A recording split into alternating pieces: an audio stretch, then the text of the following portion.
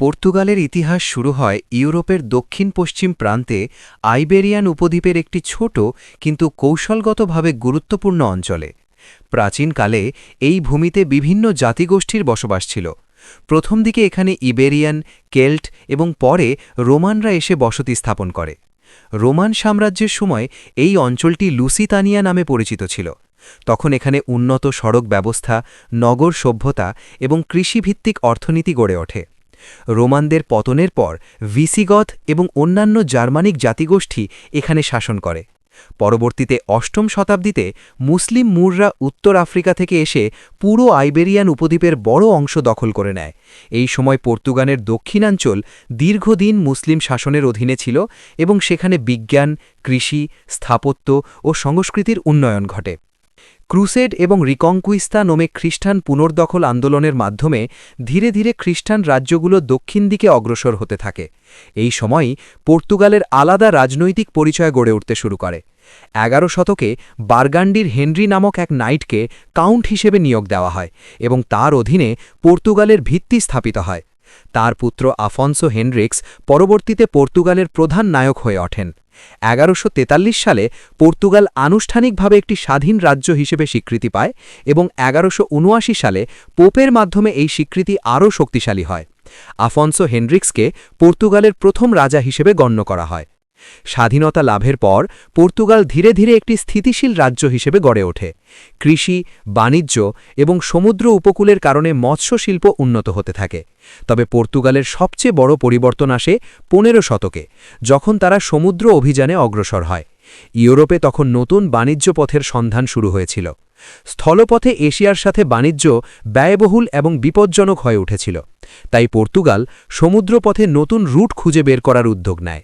এই উদ্যোগের প্রধান পৃষ্ঠপোষক ছিলেন prince Henry the navigator. Prince হেনরির নেতৃত্বে পর্তুগিজ নাবিকরা আফ্রিকার উপকূল ধরে ধীরে ধীরে অগ্রসর হতে থাকে। তারা নতুন দ্বীপ, নতুন উপকূল এবং নতুন বাণিজ্য পথ আবিষ্কার করে। এই সময় পর্তুগাল বিশ্ব সমুদ্র অভিযানের অন্যতম অগ্রগামী শক্তিতে পরিণত হয়। ১৪৮৮ সালে বার্থোলোমিও ডিয়াস আফ্রিকার দক্ষিণ প্রান্তে পৌঁছে কেপ অফ গুড হোপ আবিষ্কার করেন। এটি ছিল ইউরোপ থেকে এশিয়ার সমুদ্রপথ খুঁজে পাওয়ার একটি গুরুত্বপূর্ণ ধাপ। এরপর ১৪৯৮ সালে ভাস্কো দা গামা ভারতের কালিকট বন্দরে পৌঁছে সরাসরি ইউরোপ থেকে এশিয়ার সমুদ্রপথ খুলে দেন। এটি পর্তুগালের ইতিহাসে এক বিশাল পরিবর্তন আনে। এই পথের মাধ্যমে পর্তুগাল মশলা, সোনা এবং অন্যান্য মূল্যবান পণ্যের বাণিজ্যে একছত্র আধিপত্য প্রতিষ্ঠা করে। পর্তুগিজ সাম্রাজ্য ধীরে ধীরে আফ্রিকা, এশিয়া এবং দক্ষিণ আমেরিকায় বিস্তৃত হতে থাকে। ১৫০০ সালে পেদ্রো আলভারেজ কাব্রাল ব্রাজিল আবিষ্কার করেন এবং সেটিকে পর্তুগালের উপনিবেশ হিসেবে ঘোষণা করেন। ব্রাজিল পরবর্তীতে পর্তুগিজ সাম্রাজ্যের সবচেয়ে গুরুত্বপূর্ণ অংশ হয়ে ওঠে। সেখানে চিনি, কাঠ এবং পরে সোনার বিশাল বাণিজ্য শুরু হয়। এই সময় পর্তুগাল ছিল বিশ্বের অন্যতম শক্তিশালী সামুদ্রিক সাম্রাজ্য। লিসবন একটি আন্তর্জাতিক বাণিজ্য কেন্দ্র হিসেবে গড়ে ওঠে। তবে এই সাফল্যের পাশাপাশি সমস্যা ও চ্যালেঞ্জও তৈরি হয়। বিশাল সাম্রাজ্য পরিচালনা করা কঠিন হয়ে পড়ে এবং স্পেন, ইংল্যান্ড ও নেদারল্যান্ডসের সাথে প্রতিযোগিতা বাড়তে থাকে। পরবর্তী শতাব্দীগুলোতে পর্তুগালের শক্তি ধীরে ধীরে কমতে শুরু করে। ১৫৮০ সালে পর্তুগাল স্পেনের সাথে একীভূত হয়ে যায় আইবেরিয়ান ইউনিয়নের মাধ্যমে। এই সময় পর্তুগালের স্বাধীনতা কিছুটা হারিয়ে যায় এবং তারা স্প্যানীয় শাসনের অধীনে চলে যায়। তবে ১৬৪০ সালে আবার স্বাধীনতা পুনরুদ্ধার করে ব্রাগাঞ্জা বংশের মাধ্যমে। এই প্রাথমিক ইতিহাস থেকে বোঝা যায় যে পর্তুগাল একটি ছোট দেশ হলেও তার ভৌগোলিক অবস্থান এবং সমুদ্র অভিযানের কারণে বিশ্ব ইতিহাসে বিশাল ভূমিকা রেখেছে। স্বাধীনতা সংগ্রাম, সাম্রাজ্য বিস্তার এবং সমুদ্র অভিযানের মাধ্যমে পর্তুগাল বিশ্ব সভ্যতায় একটি গুরুত্বপূর্ণ নাম হয়ে ওঠে। পর্তুগালের ইতিহাসের পরবর্তী ধাপে আমরা দেখতে পাই একটি দীর্ঘ সংগ্রাম, স্বাধীনতার জন্ম এবং ধীরে ধীরে ইউরোপের অন্যতম শক্তিশালী নৌশক্তিতে পরিণত হওয়ার গল্প। মুসলিম শাসনের সময় আইবেরিয়ান উপদ্বীপে যে সংস্কৃতি, জ্ঞান এবং স্থাপত্যের বিকাশ ঘটেছিল, তার মধ্যেই ধীরে ধীরে খ্রিস্টান রাজ্যগুলো পুনরুদ্ধারের আন্দোলন শুরু হয়, যাকে ইতিহাসে রিকংকুইস্টা বলা হয়। এই দীর্ঘ যুদ্ধ প্রায় কয়েকশো বছর ধরে চলতে থাকে এবং এর মধ্য দিয়েই পর্তুগাল একটি আলাদা জাতি হিসেবে গড়ে ওঠার সুযোগ পায়। একাদশ শতকে উত্তর স্পেন ও ফ্রান্সের কিছু খ্রিস্টান নাইট মুসলিম শাসকদের বিরুদ্ধে যুদ্ধ করতে আইবেরিয়ান উপদ্বীপে আসে। এই সময়েই পর্তুগালের ভিত্তি গড়ে ওঠে। বার্গান্ডি বংশের কাউন্ট হেনরি এই অঞ্চলের শাসনভার পান এবং তার মৃত্যুর পর তার ছেলে আফনসো হেনরিক্স ধীরে ধীরে শক্তি অর্জন করেন। এই আফনসো হেনরিক্সই পর্তুগালের ইতিহাসের সবচেয়ে গুরুত্বপূর্ণ চরিত্রগুলোর একটি। তিনি নিজেকে শুধু কাউন্ট হিসেবে নয়, একজন স্বাধীন রাজা হিসেবে প্রতিষ্ঠিত করতে চান। 1139 সালে আফনসো হেনরিক্স নিজেকে পর্তুগালের রাজা ঘোষণা করেন, তবে তখনও এটি সম্পূর্ণভাবে স্বীকৃত ছিল না। এরপর তিনি মুসলিম শাসকদের বিরুদ্ধে ধারাবাহিক যুদ্ধ চালিয়ে যান এবং একের পর এক অঞ্চল দখল করেন। তার সবচেয়ে বড় সাফল্য আসে 1447 সালে লিসবন দখলের মাধ্যমে। এই শহরটি তখন মুসলিমদের গুরুত্বপূর্ণ কেন্দ্র ছিল। লিসবন দখল পর্তুগালের ইতিহাসে এক বিশাল মোড় ঘুরিয়ে দেয়, কারণ এর মাধ্যমে পর্তুগাল দক্ষিণ দিকে বিস্তার লাভ করতে শুরু করে। ধীরে ধীরে 1249 সালের মধ্যে পর্তুগাল সম্পূর্ণভাবে মুসলিম শাসনমুক্ত হয় এবং তার বর্তমান ভৌগোলিক সীমানার কাছাকাছি পৌঁছে যায়। ইউরোপের অন্যান্য দেশের তুলনায় পর্তুগাল অনেক আগেই তার সীমান্ত স্থির করতে সক্ষম হয়, যা পরবর্তীতে তাদের সমুদ্র অভিযানের জন্য বড় সুবিধা তৈরি করে। ত্রয়োদশ এবং চতুর্দশ শতকে পর্তুগাল একটি স্থিতিশীল রাজ্যে পরিণত হয়। এই সময় রাজারা দেশের অভ্যন্তরীণ প্রশাসন শক্তিশালী করেন, কৃষি ব্যবস্থা উন্নত করেন এবং বাণিজ্যকে উৎসাহ দেন। কিন্তু সবচেয়ে বড় পরিবর্তন শুরু হয় পঞ্চদশ শতকে। এই সময়ে পর্তুগাল ইউরোপের প্রথম দিকের সমুদ্র অভিযাত্রী শক্তি হিসেবে উঠে আসে। এই যুগের সূচনা হয় প্রিন্স হেনরি দ্য নেভিগেটরের মাধ্যমে। তিনি নিজে খুব বেশি সমুদ্রযাত্রা না করলেও সমুদ্র গবেষণা, নাবিক প্রশিক্ষণ এবং নতুন জাহাজ তৈরির উন্নয়নে বিশাল ভূমিকা রাখেন। তার উদ্যোগে পর্তুগাল আফ্রিকার পশ্চিম উপকূল অনুসন্ধান শুরু করে। সেই সময় ইউরোপে ভারত ও এশিয়ার মশলা, সোনা এবং অন্যান্য সম্পদের চাহিদা অনেক বেশি ছিল। স্থলপথে এসব বাণিজ্য খুব ব্যয়বহুল ও বিপজ্জনক ছিল, তাই সমুদ্রপথ খোঁজার চেষ্টা শুরু হয়। পর্তুগিজ নাবিকরা আফ্রিকার উপকূল ধরে ধীরে ধীরে দক্ষিণে অগ্রসর হয়। 1488 সালে বার্থোলোমিউ দিয়াজ আফ্রিকার দক্ষিণ প্রান্ত কেপ অফ গুড হোপ আবিষ্কার করেন। এটি ছিল ইতিহাসের এক গুরুত্বপূর্ণ ঘটনা, কারণ এর মাধ্যমে প্রমাণ হয় যে আফ্রিকা ঘুরে ভারত মহাসাগরে যাওয়া সম্ভব। এরপর 1498 সালে ভাস্কো দা গামা প্রথমবারের মতো ইউরোপ থেকে সরাসরি সমুদ্রপথে ভারতে পৌঁছান। তিনি আফ্রিকা ঘুরে ভারতের ক্যালিকেটে পৌঁছান এবং এর মাধ্যমে পর্তুগাল একটি বিশাল বাণিজ্যিক সাম্রাজ্য গড়ে তোলার সুযোগ পায়। মশলা, কাপড়, সোনা এবং অন্যান্য পণ্যের বাণিজ্যে পর্তুগাল দ্রুত ইউরোপের অন্যতম ধনী রাষ্ট্রে পরিণত হয়। পঞ্চদশ এবং ষোড়শ শতকে পর্তুগাল একটি বৈশ্বিক সাম্রাজ্যে পরিণত হয়। তারা শুধু ভারত নয়, আফ্রিকা, দক্ষিণ আমেরিকা এবং দক্ষিণ পূর্ব এশিয়াতেও উপনিবেশ স্থাপন করে। ব্রাজিল ছিল তাদের সবচেয়ে বড় এবং গুরুত্বপূর্ণ উপনিবেশ। এই সময় পর্তুগিজ ভাষা, ধর্ম এবং সংস্কৃতি বিশ্বের বিভিন্ন অংশে ছড়িয়ে পড়ে। তবে এই বিশাল সাম্রাজ্য ধরে রাখা সহজ ছিল না। সময়ের সাথে সাথে স্পেন, নেদারল্যান্ড এবং ইংল্যান্ডের মতো শক্তিগুলো সমুদ্র বাণিজ্যে প্রবেশ করে। বিশেষ করে নেদারল্যান্ড এবং ইংল্যান্ড প্রযুক্তিগতভাবে উন্নত জাহাজ এবং শক্তিশালী বাণিজ্য কোম্পানি গড়ে তোলে। তারা ধীরে ধীরে পর্তুগিজদের অনেক গুরুত্বপূর্ণ বাণিজ্যিক কেন্দ্র দখল করতে শুরু করে। 1755 সালে একটি ভয়াবহ ভূমিকম্প লিসবন শহরকে প্রায় সম্পূর্ণ ধ্বংস করে দেয়। এটি ছিল ইউরোপের ইতিহাসের অন্যতম বড় প্রাকৃতিক দুর্যোগ। হাজার হাজার মানুষ মারা যায় এবং শহরের অর্থনীতি মারাত্মকভাবে ক্ষতিগ্রস্ত হয়। এই ঘটনার পর পর্তুগালকে পুনর্গঠন করতে দীর্ঘ সময় লাগে। 19 শতকে নেপোলিয়নের যুদ্ধের সময় ফ্রান্স পর্তুগাল আক্রমণ করে। রাজপরিবার ব্রাজিলে পালিয়ে যায় এবং কিছু সময়ের জন্য ব্রাজিল পর্তুগালের কেন্দ্র হয়ে ওঠে। পরবর্তীতে ব্রাজিল স্বাধীন হয়ে গেলে পর্তুগালের অর্থনীতি আরও দুর্বল হয়ে পড়ে। বিংশ শতকে পর্তুগালের রাজনৈতিক অস্থিরতা দেখা যায়। 1910 সালে রাজতন্ত্র বিলুপ্ত হয়ে প্রজাতন্ত্র প্রতিষ্ঠিত হয়, তবে এই প্রজাতন্ত্র স্থিতিশীল ছিল না। 1930 সালের দশকে অ্যান্টোনিও স্যালাজার ক্ষমতায় আসেন এবং দীর্ঘদিন একটি স্বৈরা শাসন চালান, যা ইস্তাদো নোভো নামে পরিচিত ছিল। 1974 সালে কার্নেশন রেভলিউশন নামে একটি শান্তিপূর্ণ বিপ্লবের মাধ্যমে এই স্বৈরা শাসনের অবসান ঘটে। সেনাবাহিনীর কিছু সদস্য জনগণের সমর্থনে সরকারের বিরুদ্ধে দাঁড়ায় এবং খুব কম রক্তপাতের মাধ্যমে গণতন্ত্র প্রতিষ্ঠা করে। এই বিপ্লব পর্তুগালের ইতিহাসে অত্যন্ত গুরুত্বপূর্ণ অধ্যায়। এরপর পর্তুগাল ধীরে ধীরে গণতান্ত্রিক রাষ্ট্রে পরিণত হয় এবং ইউরোপীয় ইউনিয়নের সাথে যুক্ত হয়। বর্তমানে পর্তুগাল একটি উন্নত পর্যটন নির্ভর দেশ, যেখানে ইতিহাস, সংস্কৃতি এবং আধুনিক জীবনধারা একসাথে মিশে আছে। পর্তুগালের ইতিহাস মূলত একটি ছোট দেশের বড় হয়ে ওঠার গল্প। রোমান শাসন থেকে শুরু করে মুসলিম যুগ, খ্রিস্টান পুনরুদ্ধার, সমুদ্র অভিযান, ঔপনিবেশিক সাম্রাজ্য, পতন এবং আবার গণতন্ত্রে ফিরে আসা, সব মিলিয়ে এটি মানব ইতিহাসের এক অসাধারণ অধ্যায়। পর্তুগালের ইতিহাসের এই অধ্যায়ে আমরা মূলত দেখব সাম্রাজ্যের চূড়ান্ত বিকাশ, ধীরে ধীরে পতনের সূচনা এবং আধুনিক রাষ্ট্রের রূপান্তরের ভিত্তি কীভাবে তৈরি হয়েছিল। পঞ্চদশ এবং ষোড়শ শতকের যেসব সমুদ্র অভিযান পর্তুগালকে ইউরোপের সবচেয়ে শক্তিশালী নৌ সাম্রাজ্যে পরিণত করেছিল, সেই সাফল্যই আবার পরবর্তীতে তাদের জন্য বড় চ্যালেঞ্জ তৈরি করে। ভাস্কো দা গামা ভারতে পৌঁছানোর পর পর্তুগাল দ্রুত একটি বৈশ্বিক বাণিজ্য নেটওয়ার্ক গড়ে তোলে। তারা আফ্রিকার উপকূলে দুর্গ তৈরি করে, ভারত মহাসাগরে নৌঘাঁটি স্থাপন করে এবং এশিয়ার বিভিন্ন গুরুত্বপূর্ণ বাণিজ্যিক শহরে নিজেদের প্রভাব বিস্তার করে। গোয়া, মালাক্কা, হরমুজের মতো স্থানগুলো পর্তুগিজদের নিয়ন্ত্রণে আসে। এই অঞ্চলে তারা শুধু বাণিজ্যই করেনি, বরং মারক শক্তি ব্যবহার করে নিজেদের আধিপত্য বজায় রাখার চেষ্টা করেছিল। এই সময়ে পর্তুগাল ইউরোপে অত্যন্ত ধনী রাষ্ট্রে পরিণত হয়। মশলা, সোনা, রেশম, হীরা এবং অন্যান্য মূল্যবান পণ্য ইউরোপে প্রবাহিত হতে থাকে। লিসবন শহর একটি গুরুত্বপূর্ণ বাণিজ্য কেন্দ্র হয়ে ওঠে। কিন্তু এই দ্রুত সম্পদ অর্জনের সাথে সাথে প্রশাসনিক দুর্বলতা এবং জনসংখ্যার সীমাবদ্ধতা বড় সমস্যা হয়ে দাঁড়ায়। একটি ছোট দেশ হিসেবে পর্তুগালের পক্ষে এত বড় সাম্রাজ্য পরিচালনা করা ক্রমশ কঠিন হয়ে পড়ে। ষোড়শ শতকের মাঝামাঝি সময় থেকে পর্তুগালের প্রতিদ্বন্দ্বী শক্তিগুলো আরও সক্রিয় হয়ে ওঠে।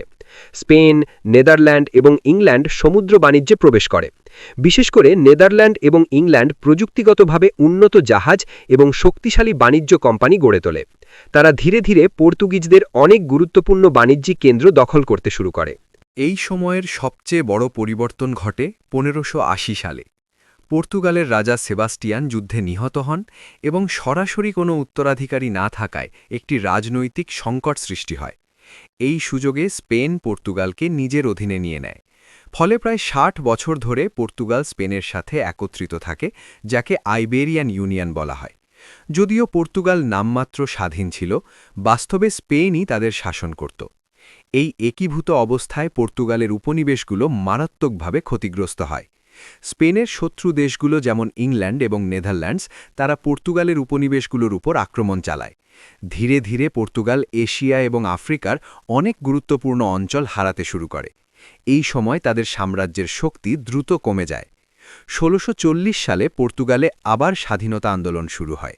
দীর্ঘ সংগ্রামের পর তারা স্পেন থেকে আলাদা হয়ে আবার স্বাধীন রাজ্য হিসেবে প্রতিষ্ঠিত হয়। এই ঘটনাকে রেস্টোরেশন অফ ইন্ডিপেন্ডেন্স বলা হয়। এরপর পর্তুগাল আবার নিজেদের রাষ্ট্রীয় কাঠামো গড়ে তুলতে শুরু করে, তবে আগের মতো শক্তিশালী সাম্রাজ্য আর ফিরে পায়নি। সপ্তদশ এবং অষ্টাদশ শতকে পর্তুগাল মূলত ব্রাজিলের ওপর নির্ভরশীল হয়ে পড়ে। দক্ষিণ আমেরিকার এই উপনিবেশটি তাদের সবচেয়ে বড় সম্পদের উৎস ছিল। সোনা, হীরা এবং চিনি উৎপাদনের মাধ্যমে ব্রাজিল পর্তুগালের অর্থনীতিকে টিকিয়ে রাখে। কিন্তু এই নির্ভরতা তাদের দুর্বলতাও বাড়িয়ে দেয়, কারণ একটিমাত্র উপনিবেশের ওপর অতিরিক্ত নির্ভরতা দীর্ঘমেয়াদে টেকসই ছিল না। 1755 সালের ভয়াবহ লিসবন ভূমিকম্প পর্তুগালের ইতিহাসে এক বড় মোড় পরিবর্তন আনে। ভূমিকম্পের সাথে সাথে আগুন এবং সুনামি মিলিয়ে শহর প্রায় ধ্বংস হয়ে যায়। হাজার হাজার মানুষ মারা যায় এবং দেশের অর্থনীতি ভেঙে পড়ে। এই বিপর্যয়ের পর প্রধানমন্ত্রী সেবাস্তিয়াও দে পম্বাল আধুনিক পরিকল্পনার মাধ্যমে লিসবন পুনর্গঠন শুরু করেন। তিনি শহর পরিকল্পনা, ভূমিকম্প প্রতিরোধী স্থাপত্য এবং প্রশাসনিক সংস্কারে গুরুত্বপূর্ণ ভূমিকা রাখেন। অষ্টাদশ শতকের শেষ দিকে বিশ্ব রাজনীতিতে বড় পরিবর্তন আসে। আমেরিকার স্বাধীনতা, ফরাসি বিপ্লব এবং নেপোলিয়নের উত্থান ইউরোপকে অস্থিতিশীল করে তোলে। 1807 সালে নেপোলিয়নের সেনাবাহিনী পর্তুগাল আক্রমণ করে। এই আক্রমণ থেকে বাঁচতে পর্তুগিজ রাজপরিবার ব্রাজিলে চলে যায় এবং রিও ডি জেনিরো কিছু সময়ের জন্য সাম্রাজ্যের রাজধানী হয়ে ওঠে। এই ঘটনা পর্তুগালের জন্য অত্যন্ত গুরুত্বপূর্ণ ছিল, কারণ প্রথমবার ইউরোপের একটি বড় সাম্রাজ্যের কেন্দ্র ইউরোপের বাইরে চলে যায়। কিন্তু এটি একই সাথে পর্তুগালের ইউরোপীয় প্রভাবকে দুর্বল করে দেয়। 1822 সালে ব্রাজিল স্বাধীনতা ঘোষণা করে এবং পর্তুগালের সবচেয়ে বড় উপনিবেশ হাতছাড়া হয়ে যায়। এটি পর্তুগালের অর্থনীতিতে বিশাল আঘাত হানে। ঊনবিংশ শতকে পর্তুগাল ধীরে ধীরে পরাধীনতা অস্থিতিশীলতার মধ্যে পড়ে যায়। রাজতন্ত্র, উদারপন্থী আন্দোলন এবং সামরিক হস্তক্ষেপের মধ্যে দেশ বারবার পরিবর্তনের মধ্যে দিয়ে যায়। অর্থনীতি দুর্বল হয়ে পড়ে এবং ইউরোপের অন্যান্য দেশের তুলনায় পর্তুগাল অনেক পিছিয়ে যায়। বিংশ শতকের শুরুতে ১৯১০ সালে রাজতন্ত্রের অবসান ঘটে এবং পর্তুগাল প্রজাতন্ত্রের রূপ নেয়। কিন্তু এই নতুন সরকারও স্থিতিশীল ছিল না। রাজনৈতিক বিশৃঙ্খলা, অর্থনৈতিক সংকট এবং সামাজিক অস্থিরতা চলতে থাকে। এই পরিস্থিতির মধ্যেই ১৯২৬ সালে সামরিক অভ্যুত্থান ঘটে এবং একটি স্বৈরা শাসনের ভিত্তি তৈরি হয়। অ্যান্টোনিও সালাজার ১৯৩২ সালে ক্ষমতায় আসেন এবং দীর্ঘ সময় ধরে এস্তাদো নোভো নামক স্বৈরা শাসন পরিচালনা করেন। তিনি অর্থনৈতিক স্থিতিশীলতা আনলেও রাজনৈতিক স্বাধীনতা কঠোরভাবে নিয়ন্ত্রণ করেন। সংবাদপত্র, রাজনৈতিক দল এবং মত প্রকাশের স্বাধীনতা সীমিত ছিল। এই শাসন প্রায় ৪ দশক ধরে চলে। এই সময় পর্তুগাল আফ্রিকার উপনিবেশগুলো ধরে রাখার চেষ্টা করে, যেমন অ্যাঙ্গোলা, মোজাম্বিক এবং গিনি-বিসাও। কিন্তু বিংশ শতকের মাঝামাঝি সময় বিশ্বজুড়ে উপনিবেশ বিরোধী আন্দোলন শুরু হলে পর্তুগালের জন্য এই অঞ্চলগুলো ধরে রাখা কঠিন হয়ে পড়ে। ১৯৭৪ সালের কার্নেশন রেভলিউশন পর্তুগালের ইতিহাসে সবচেয়ে গুরুত্বপূর্ণ ঘটনা হিসেবে বিবেচিত হয়। সেনাবাহিনীর তরুণ অফিসাররা শান্তিপূর্ণভাবে স্বৈরা শাসনের বিরুদ্ধে বিদ্রোহ করেন। জনগণও তাদের সমর্থন করে এবং খুব অল্প রক্তপাতের মাধ্যমে দীর্ঘ স্বৈরা শাসনের অবসান ঘটে। এই বিপ্লবের মাধ্যমে পর্তুগালে গণতন্ত্র পুনঃপ্রতিষ্ঠিত হয়। এরপর পর্তুগাল ধীরে ধীরে একটি আধুনিক গণতান্ত্রিক রাষ্ট্রে পরিণত হয়।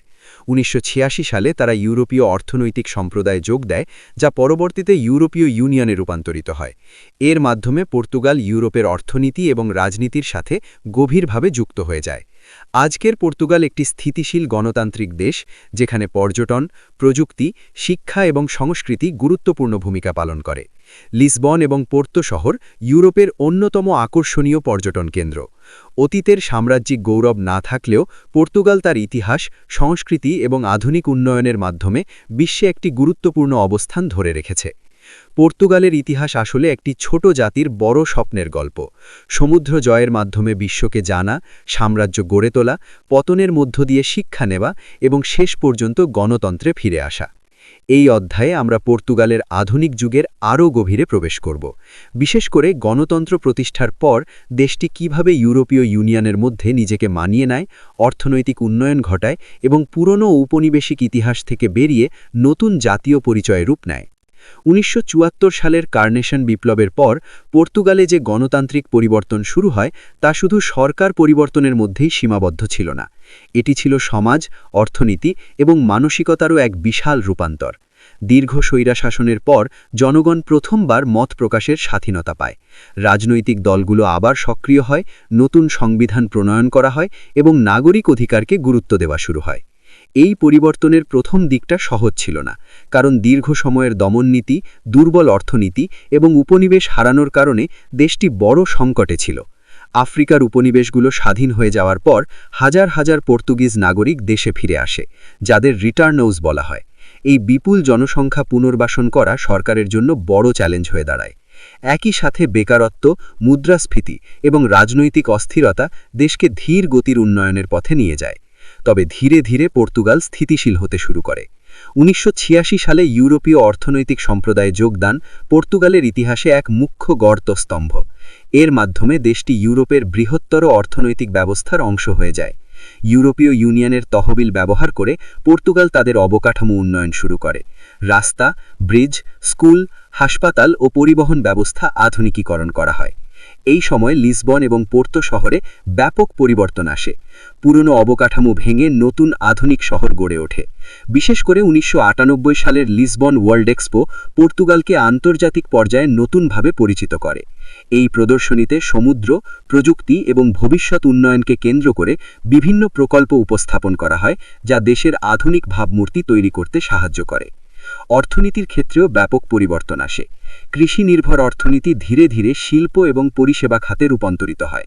পর্যটন খাত দ্রুত বৃদ্ধি পায়, কারণ পর্তুগালের সমুদ্র সৈকত, ঐতিহাসিক শহর এবং সহজ জীবনযাত্রা ইউরোপের পর্যটকদের কাছে আকর্ষণীয় হয়ে ওঠে।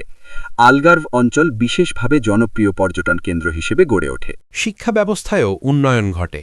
বিশ্ববিদ্যালয়গুলো আধুনিক গবেষণায় যুক্ত হয় এবং আন্তর্জাতিক সহযোগিতা বৃদ্ধি পায়। তরুণ প্রজন্ম প্রযুক্তি বিজ্ঞান এবং ব্যবসায়িক ক্ষেত্রে নতুন সুযোগ পেতে শুরু করে ফলে পর্তুগাল ধীরে ধীরে একটি জ্ঞানভিত্তিক অর্থনীতির দিকে এগিয়ে যায় তবে ২০০৮ সালের বৈশ্বিক অর্থনৈতিক সংকট পর্তুগালকে আবার বড় ধরনের চাপে ফেলে দেয় সরকারি ঋণ বেড়ে যায় বেকারত্ব বৃদ্ধি পায় এবং ইউরোপীয় ইউনিয়নের কাছ থেকে আর্থিক সহায়তা নিতে হয় এই সময়ে জনগণের মধ্যে অসন্তোষ তৈরি হয় তবে কঠোর অর্থনৈতিক সংস্কারের মাধ্যমে পরিস্থিতি ধীরে ধীরে নিয়ন্ত্রণে আসে ২০১০-এর দশকের মাঝামাঝি থেকে পর্তুগাল আবার স্থিতিশীল উন্নয়নের পথে ফিরে আসে পর্যটন খাত আরও শক্তিশালী হয় এবং লিসবন ইউরোপের অন্যতম জনপ্রিয় শহর হিসেবে পরিচিতি লাভ করে বিদেশি বিনিয়োগ বৃদ্ধি পায় বিশেষ করে প্রযুক্তি স্টার্টআপ এবং রিয়েল এস্টেট খাতে সামাজিকভাবে পর্তুগাল একটি সহনশীল ও উদার সমাজে পরিণত হয় অভিবাসন নীতি তুলনামূলকভাবে সহজ হওয়ায় বিভিন্ন দেশ থেকে মানুষ এখানে বসবাস করতে আসে ফলে সমাজ আরও বৈচিত্র্যময় হয়ে ওঠে একই সাথে মানবাধিকার শিক্ষা এবং স্বাস্থ্যসেবায় উন্নয়ন ঘটে সংস্কৃতির দিক থেকে পর্তুগাল তার ঐতিহ্য ধরে রাখলেও আধুনিকতার সাথে তা মিশিয়ে দিয়েছে ফাদো সঙ্গীত এখনও পর্তুগিজ পরিচয়ের একটি গুরুত্বপূর্ণ অংশ যা দুঃখ প্রেম এবং জীবনের সংগ্রামকে প্রকাশ করে লিসবনের পুরনো পাড়া পাথরের রাস্তা এবং ঐতিহাসিক ভবনগুলো এখনও অতীত ইতিহাসের সাক্ষী হয়ে আছে ফুটবল পর্তুগালের জাতীয় আবেগে পরিণত হয়েছে ক্রিস্টিয়ানো রোনালদোর মতো বিশ্বখ্যাত খেলোয়াড় পর্তুগালকে আন্তর্জাতিক ক্রীড়াঙ্গনে বিশেষ পরিচিতি দিয়েছে ফুটবল শুধু খেলা নয় এটি জাতীয় গর্বের অংশ হয়ে দাঁড়িয়েছে বর্তমানে পর্তুগাল জলবায়ু পরিবর্তন মোকাবেলা নবায়নযোগ্য জ্বালানি এবং ডিজিটাল অর্থনীতিতে গুরুত্ব দিচ্ছে সৌর ও বায়ু শক্তিতে বিনিয়োগ বৃদ্ধি পাচ্ছে পরিবেশ বান্ধব নীতির মাধ্যমে দেশটি একটি টেকসই ভবিষ্যতের দিকে এগিয়ে যাচ্ছে পর্তুগালের ইতিহাসের দিকে তাকালে দেখা যায় এটি একটি ছোট দেশের অসাধারণ যাত্রা একসময় বিশ্বের বিশাল সাম্রাজ্য পরে পতন তারপর সংকট এবং শেষে আধুনিক গণতান্ত্রিক রাষ্ট্রের রূপান্তর এই পরিবর্তনের প্রতিটি ধাপে রয়েছে সংগ্রাম শিক্ষা এবং পুনর্গঠন আজকের পর্তুগাল অতীতের মতো শক্তিশালী সাম্রাজ্য না হলেও এটি একটি স্থিতিশীল সম্মানিত এবং উন্নত দেশ তার ইতিহাস প্রমাণ করে যে একটি জাতির প্রকৃত শক্তি শুধু সামরিক বা অর্থনৈতিক নয় বরং পরিবর্তনের সাথে মানিয়ে নেওয়ার ক্ষমতায় নিহিত পর্তুগালের ইতিহাসের শেষ অধ্যায়ে আমরা দেখব সামগ্রিকভাবে একটি ছোট ইউরোপীয় দেশ কিভাবে শতাব্দীর পর শতাব্দী ধরে পরিবর্তনের মধ্য দিয়ে আজকের আধুনিক রাষ্ট্রে পরিণত হয়েছে এবং ভবিষ্যতের জন্য কী দিক নির্দেশনা তৈরি করছে পর্তুগালের যাত্রা শুরু হয়েছিল রোমান যুগের ভেতর দিয়ে এরপর ভিজিগথ মুসলিম শাসন এবং খ্রিস্টান পুনরুদ্ধার আন্দোলনের দীর্ঘ ইতিহাস পেরিয়ে একটি স্বাধীন রাজ্য হিসেবে আত্মপ্রকাশ করে আফোনসো হেনড্রিক্সের সময় থেকে শুরু হওয়া স্বাধীন রাষ্ট্র গঠনের প্রক্রিয়া ধীরে ধীরে পর্তুগালকে একটি জাতীয় পরিচয়ে দাঁড় করায় এই পরিচয়ের সবচেয়ে বড় পরিবর্তন আসে সমুদ্রযাত্রার যুগে যখন পর্তুগাল ইউরোপের প্রথম বৈশ্বিক সামুদ্রিক শক্তিতে পরিণত হয় ১৫০০ এবং ১৬০০ শতকের সমুদ্র অভিযানের মাধ্যমে পর্তুগাল পৃথিবীর বিভিন্ন প্রান্তে উপনিবেশ স্থাপন করে আফ্রিকা এশিয়া এবং দক্ষিণ আমেরিকায় তাদের প্রভাব ছড়িয়ে পড়ে এই সময় তারা শুধু একটি দেশ ছিল না বরং একটি বিশাল সাম্রাজ্য কিন্তু ইতিহাস দেখিয়েছে অতিরিক্ত বিস্তার অনেক সময় নিয়ন্ত্রণের বাইরে চলে যায় পর্তুগালের ক্ষেত্রেও তাই হয়েছিল প্রশাসনিক দুর্বলতা প্রতিযোগী ইউরোপীয় শক্তির উত্থান এবং রাজনৈতিক সংকট ধীরে ধীরে তাদের সাম্রাজ্যকে দুর্বল করে দেয় স্পেনের সাথে একত্রীকরণ ব্রাজিলের স্বাধীনতা এবং উপনিবেশ হারানোর পর পর্তুগাল একটি সংকুচিত রাষ্ট্রে পরিণত হয় ঊনবিংশ এবং বিংশ শতকে তারা রাজনৈতিক অস্থিরতা অর্থনৈতিক সংকট এবং স্বৈরাচারের মধ্য দিয়ে সময় কাটায় দীর্ঘ সময় ধরে জনগণ স্বাধীনতা এবং গণতন্ত্রের জন্য সংগ্রাম করে ১৯৭৪ সালের কার্নেশন বিপ্লব পর্তুগালের ইতিহাসে এক নতুন সূচনা তৈরি করে এই বিপ্লব শুধু সরকার পরিবর্তন করেনি বরং সমাজের চিন্তাধারা বদলে দিয়েছে মানুষের মধ্যে স্বাধীনতা অধিকার এবং গণতন্ত্রের মূল্যবোধ প্রতিষ্ঠিত হয় এই পরিবর্তনের পর পর্তুগাল ধীরে ধীরে